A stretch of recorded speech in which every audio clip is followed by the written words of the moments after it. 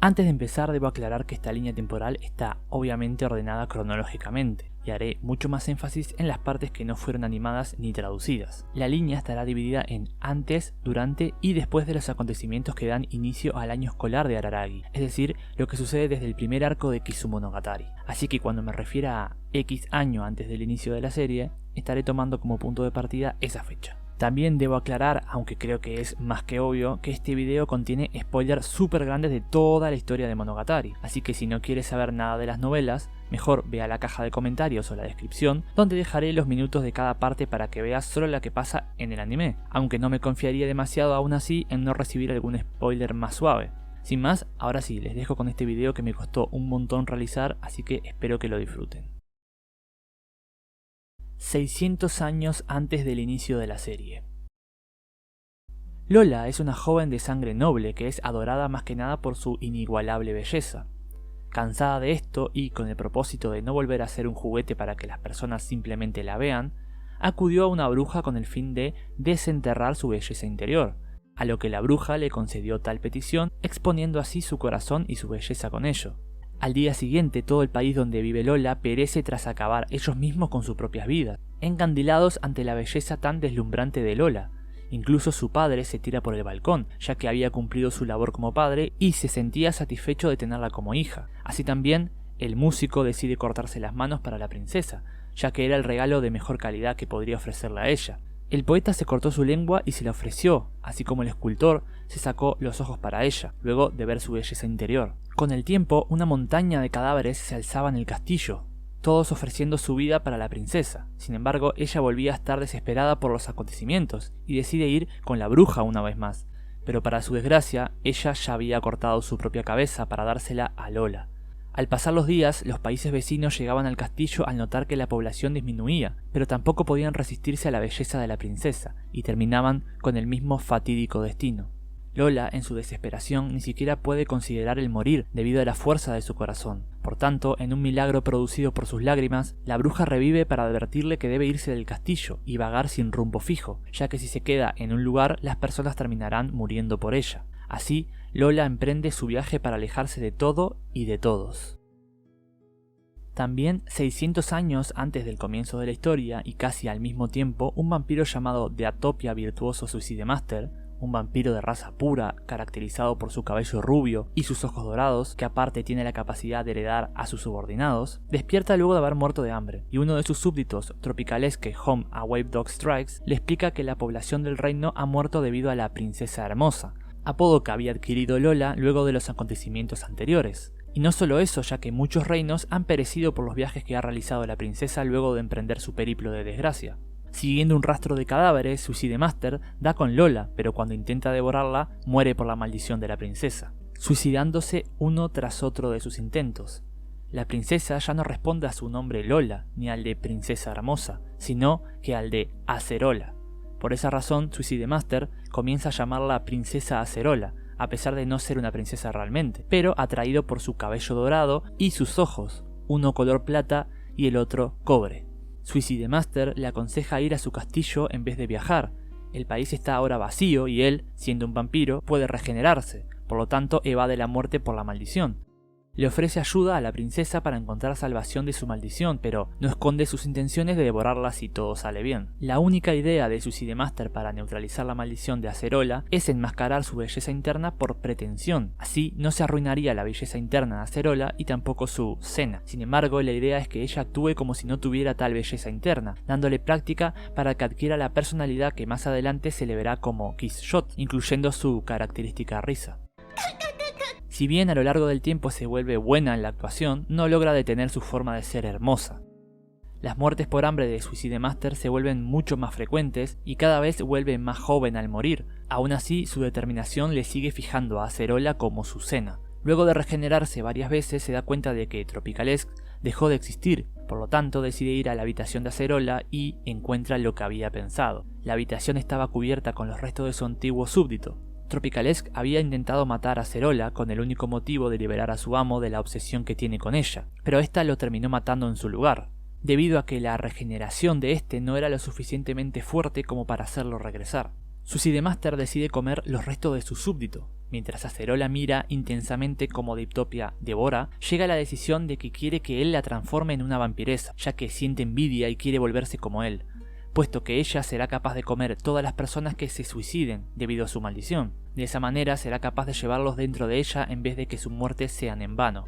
Él cumple su deseo y le da su característico nombre, y le dice que quiere verla como una vampiro de la que él se sienta orgulloso, y no la quiere como sirvienta, ya que Tropicalesk fue su último subordinado, naciendo así la legendaria Quixote Acerola Orion Heart Underblade. Dejando atrás el castillo, separando sus caminos, Suicide Master está orgulloso de las historias que escucha acerca de Quixote. Además, la palabra princesa hermosa dejó de decirse y aparentemente la maldición dejó de ser un problema. Años después, Diptopia ha escuchado rumores de que ella fue exorcizada en una lejana nación del este, en una isla. Sin embargo, es muy escéptico de los rumores, especialmente porque sería capaz de sentir si ella muriese. Así que decide ir a verla en algún momento, y espera festejar con ella si está viva. Y la última cosa que sabemos de Suicide Master es que ella en realidad siempre fue una mujer. 400 años antes del inicio de la serie. Luego de viajar de un lugar a otro, Quixote aterriza en el lago de la Serpiente Blanca, en el antiguo Japón, donde la legendaria vampiresa es venerada como una diosa. Esto provoca que la oscuridad haga desaparecer a todos quienes conozcan sobre ella, incluso a la persona más cercana a la vampiresa, su compañero, Seishiro Shishiru, quien es asesinado por la oscuridad. Quixote, en un intento por huir, da un enorme salto y termina cayendo en el Polo Sur, junto a la única cosa que había quedado de su compañero, su mano. Sintiéndose sola, hace su primer sirviente de la propia mano de Seishiro, y este se convierte en un vampiro. Sin embargo, debido al linaje de exterminadores de monstruos que corre por sus venas, Seishiro se siente afligido por su transformación y desdichado con Acerola. Decide exponerse al sol y suicidarse, pero al ser un vampiro tan fuerte debido a ser el sirviente de Quixote, Seishiro nunca muere y pasa por un proceso de desintegración y regeneración eterna que duraría casi 400 años. Sin embargo, antes de morir, hace con su carne y huesos una réplica para Quixote de la Kokoro Watari, una espada legendaria perteneciente a sus ancestros. Entre 40 y 50 años antes del inicio de la serie. No hay información clara de las fechas de nacimiento de estos personajes, pero por su apariencia o relación con personajes que sí lo tienen, podemos sospechar que tanto Kaiki Deishu, Dramaturgi, Toe Gaen, Guillotine Cutter, Izuko Gaen, Oshino Meme, Yosuru Kagenui y Tadatsuru Teori podrían haber nacido alrededor de estas fechas, así como personajes menos importantes como los padres de algunos de los protagonistas. 29 años antes del inicio de la serie. Nace Mitomi Saisaki, futura inspectora de policía y compañera de Araragi. También por estas fechas nace Nozomi Kisashima, otra inspectora y futura compañera de Araragi en el departamento de policía de Naoetsu. 21 años antes del inicio de la serie. Nace Hachikushi Mayoi, hija de Tsunade y padre de nombre desconocido. 19 años antes del inicio de la serie. Más o menos, por estas fechas, la madre de Tsubasa queda embarazada a sus 17 años. Debido a su estilo de vida alocado, no sabe quién es el padre de su futura hija, y termina casándose con un hombre adicto al trabajo. 18 años antes del inicio de la serie. En un día desconocido del mes de abril, nace Araragi Koyomi. El 7 de julio nace Senchobahara Hitagi. En una fecha sin confirmar, nace Sodachi Oikura. También este año nace Tsubasa, aunque aún no ha adquirido el apellido que tiene al inicio de la serie. Días después del nacimiento de su hija, la madre biológica de Tsubasa se suicida y la niña pasa a las manos de su padrastro, quien unos meses después se casaría con una mujer quien es actualmente la madre de Tsubasa. 17 años antes del inicio de la serie. En algún momento de este año nace Kanbaru Suruga, hija de Toe Gaen. También se especula que por estas fechas nacería Rouka Numachi, así como la compañera de clase de Kanbaru, Higasa. 15 años antes del inicio de la serie. Se crea el Club de Investigación del Oculto, fundado por Izuko Gaen, Meme Oshino, Deishu Kaiki, Yosuru Kagenui y Tadatsuru Teori. Como una especie de proyecto de fin de años, el club devolvería la vida a Yotsugi Ononoki, quien en ese momento no tenía ese nombre aún. Cada miembro del club trabajó en una parte del cuerpo de Ononoki, adquiriendo así una maldición de por vida.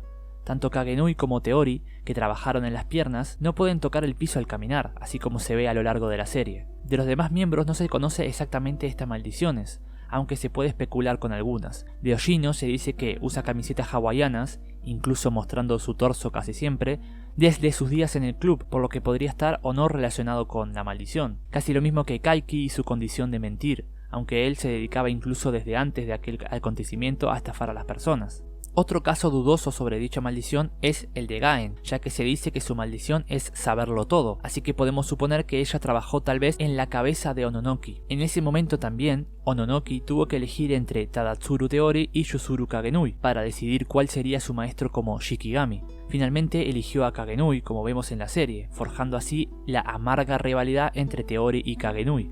A pesar de esto, Ononoki señala que podría haber elegido a Ojino sobre los dos si hubiera podido elegir libremente. Este año también nace Karen Araragi, y podemos especular que sobre esta fecha también nace Misudori, el supuesto novio de esta durante la secundaria.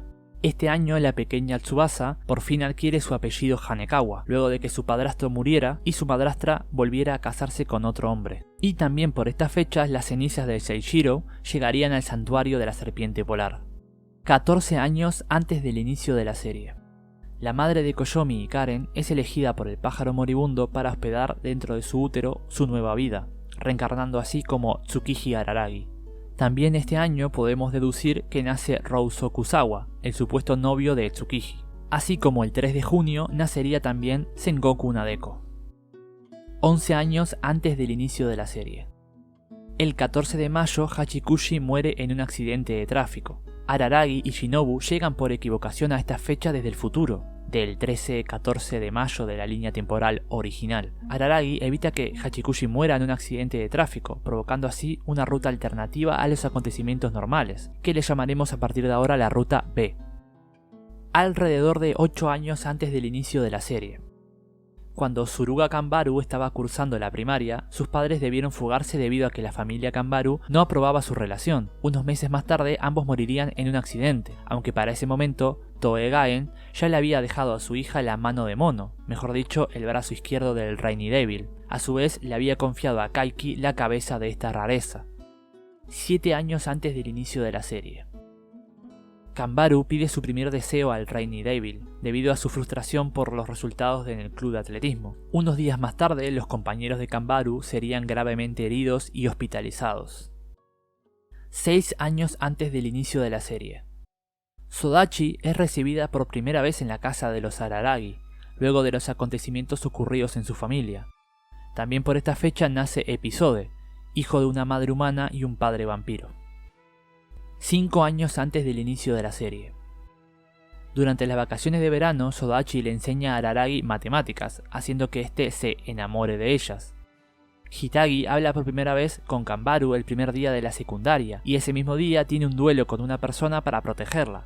Kanbaru le jura lealtad eterna luego de aquel acontecimiento, comenzando así los rumores sobre el Valhalla Combi.